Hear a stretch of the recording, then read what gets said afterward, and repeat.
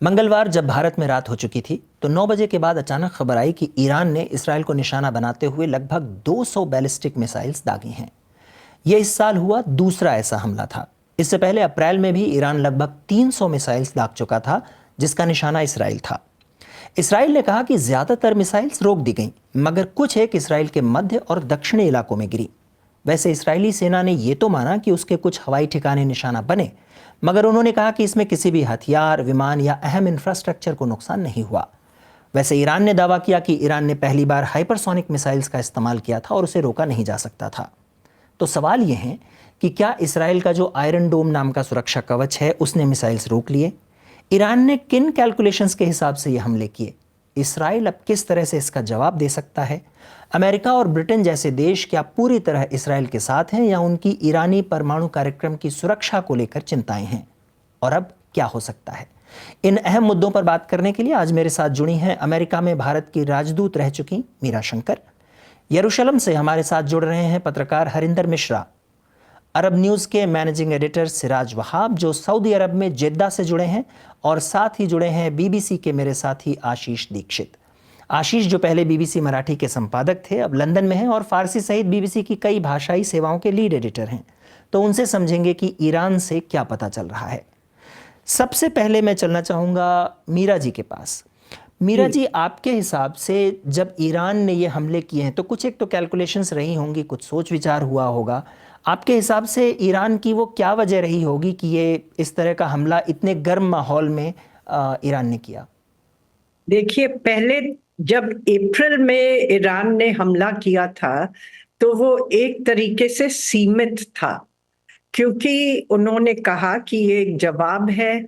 उनके जो एक अफसर सीरिया में मारे गए थे इजराइल से, और उनकी एम्बेसी कॉन्सुलेट पे हमला किया था इजराइल ने, तो उसका जवाब है। पर उन्होंने वो मिसाइल्स छोड़ने से पहले यूएस को और बाकी देशों को सूचना दे दी थी कि वो ये करने वाले हैं, तो वो मिसाइल सारे इंटरसेप्ट हो गए। एक तरीके से उन्होंने एक जवाब भी दिया और ये भी सिग्नल किया कि वो मामले को आगे नहीं बढ़ाना चाहते। और इजराइल ने भी एक तरीके से सीमित ही जवाब दिया, क्योंकि यूएस भी कह रहा था कि रिस्ट्रेंट की जरूरत है इस माहौल में। अब की बार जो है, ईरान ने कहा है कि इन्होंने जो मिसाइल्स चलाए हैं वो सोच समझ के चलाए हैं और ये एक जवाब है। ये इस्माइल हानिया जो हमास के जो नेता थे जो ईरान में मारे गए, और ये हसन नसरल्ला जो लेबनान में अभी हिजबुल्लाह के नेता मारे गए हैं, और बाकी जो स्ट्राइक्स चल रही हैं उसका जवाब है ये।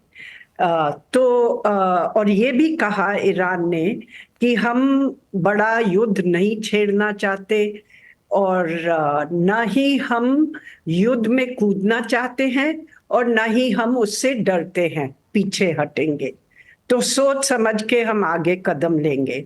अब ये मामला किस दिशा में जाता है वो इस पर निर्भर है कि इजराइल क्या जवाब देता है ईरान को। अब की बार सीमित जवाब देगा या और कड़ा जवाब देगा, जिससे मामला आगे बढ़ सकता है। ठीक है, तो इस पे हम एक बार हरिंदर से भी चर्चा करेंगे, लेकिन पहले मैं आशीष के पास चलना चाहता हूं जो लंदन से मेरे साथ जुड़े हैं। आशीष, जो बीबीसी ने भी ईरानी सेवा के ज़रिए जो चीज़ें ट्रैक की हैं और जो उस रीजन में डिस्कशन चल रहे हैं, चर्चाएं चल रही हैं, उसके हिसाब से क्या समझ में आ रहा है? क्योंकि लोग ये चर्चा ज़रूर कर रहे हैं कि ईरान ने आखिर कोई कैलकुलेशन तो किया होगा, इंटरनल डायनामिक्स हैं क्या ह्यूमिलिएशन की बात हो रही थी कि भाई कुछ नहीं करना, एक इनएक्शन के जरिए ह्यूमिलिएशन दिख सकता है, क्या कारण रहे? अगर हम ईरान के नजरिए से देखें तो अभी कुछ ही देर पहले, मतलब हम ये शो शुक्रवार को रिकॉर्ड कर रहे हैं, और शुक्रवार दोपहर जो जुम्मे की नमाज तेहरान में थी, उस नमाज में शरीक होने के लिए जो सुप्रीम लीडर है ईरान के अली खमेनी, वो शरीक हुए, उन्होंने लीड किया नमाज। और ये 5 सालों के बाद हुआ कि he was leading the prayers. तो उन्होंने बेसिकली तेहरान शहर में इस मस्जिद में, जो बिल्कुल शहर के बीचों बीच है, वहां आकर लोगों में एक तरह से जो उनमें डर का माहौल था, अ, वो जो डर था उसको भगाने की कोशिश की है। क्योंकि ये खबरें भी आई थी, आपने पढ़ी होंगी, कि वो बंकर में छिप के बैठे हैं क्योंकि उन्हें डर लग रहा है कि नसरल्ला के बाद उन पर भी स्ट्राइक हो सकता है। तो वो इसलिए पब्लिकली वो आए और लोगों को कहा कि डरने की जरूरत नहीं है। तो अगर हम ईरान के नजरिए से देखें, तो ईरान में जो रेजीम है, इस्लामिक रिपब्लिक, उनको एक तो अपने लोगों को दिखाना है कि भाई हम डर नहीं रहे हैं, हम जवाब दे सकते हैं। दूसरा, उनके जो अलाइज है, मतलब उनका जिसे वो एक्सेस ऑफ रेजिस्टेंस कहते हैं, जो मिलिशिया पूरे मिडिल ईस्ट में है, जैसे कि हमस है, हिजबुल्लाह है, हूथीज है, उन सबको भी तो दिखाना है कि हम आपकी रक्षा के लिए आगे आएंगे और अगर आप पे हमला होता है तो हम आपको सपोर्ट करेंगे।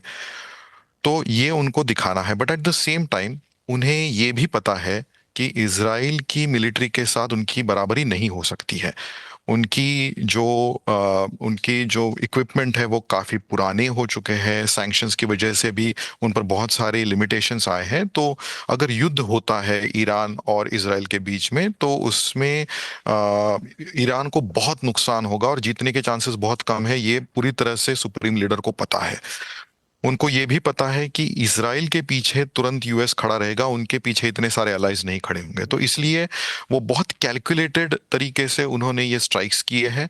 अब वो बस उम्मीद यही कर रहे हैं कि इसका बहुत ज्यादा रिटेलिएशन ना आए और ये बात यहीं पे खत्म हो जाए। यही ईरान चाहता है।